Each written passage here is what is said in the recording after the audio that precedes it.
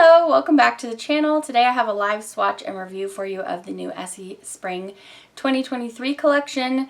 They did recently release a kind of nautical inspired Unguilty Pleasures collection, which I think I called their spring collection, but this one is clearly spring. We have candy colored bright pastels and they are all beautiful. There are 5 creams and 1 topper, which I'm going to swatch for you on my nails today. I'm also going to give you a full hand swatch so you can see how they look as a full manicure on me, and I will give you my thoughts. So let's go ahead and get into the live swatch. Excited to swatch these with you because I love them. First up, alphabetically, we're going to swatch Don't Burst My Bubble.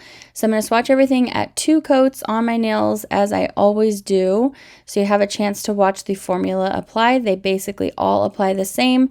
Not quite 1 coaters, but really nice at 2, and these are all really nice and bright.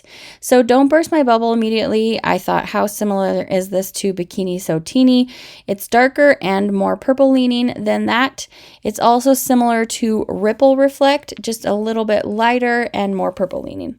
Next up, the topper, as you can see, has a lot of blue and green reflex and looks kind of pink in the bottle. How similar is it to Crystal Clear Intentions, which was released a few months back? I think it was an Ulta exclusive.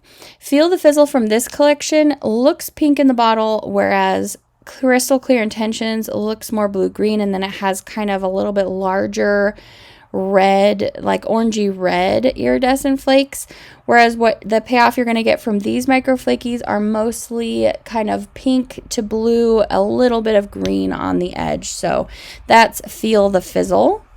Oh, and I took a bottle shot of that so you could see all the little reflective flakies in there. Next up, we have In the You-niverse, and this is the very pinky, purpley orchid shade. These are all, I feel like, what was coined in, 2010, 2012 as being a neon pastel.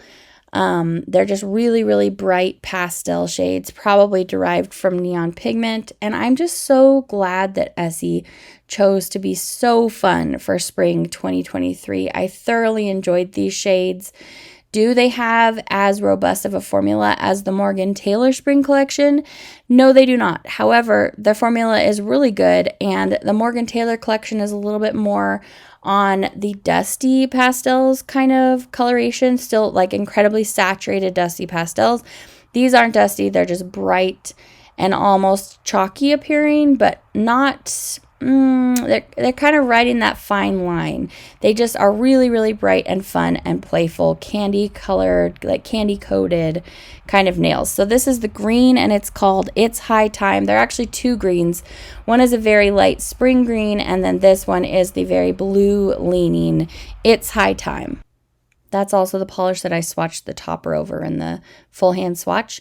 Next, we have the second blue in the collection. This is Ride the Soundwave. This one is much more of a warm leaning blue than the first one.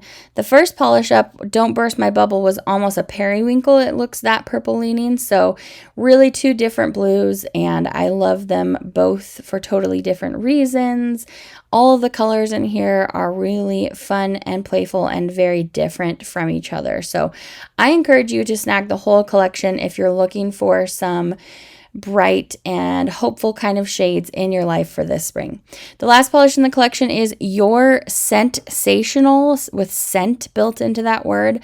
And this one is kind of our chartreuse, our pastel chartreuse bright shade in the collection. It's definitely still green, but it's really yellow leaning.